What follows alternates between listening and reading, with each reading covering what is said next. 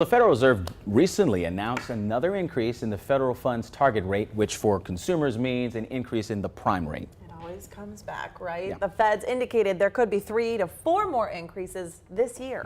Our financial expert Andy Manningley here now to discuss, what these increases mean for you and your financial situation. All right, so what are the most likely loan rates that we could see increase? Well, auto loans and personal loans usually move right away, so they're going to move pretty quickly. And in fact, auto loans now are at a 9-year high in what the rates are. Wow.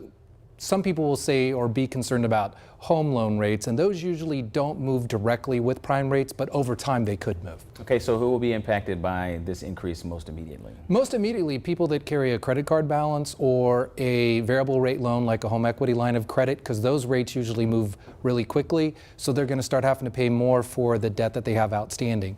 If you have an adjustable rate mortgage, you're going to feel it, but maybe not right away, because it depends upon when your next increase is. So what's your advice specifically for those who have that adjustable rate?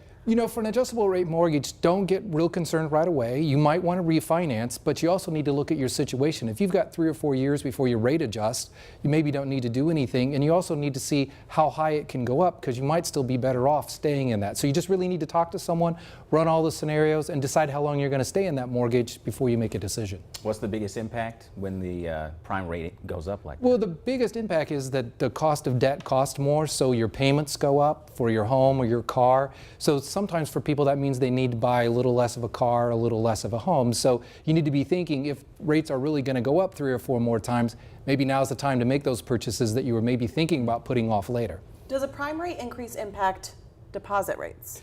Well, there's not a direct correlation. There's usually a lagging impact of that. So deposit rates are starting to go up, but they don't go up as fast and as often as prime rate goes up.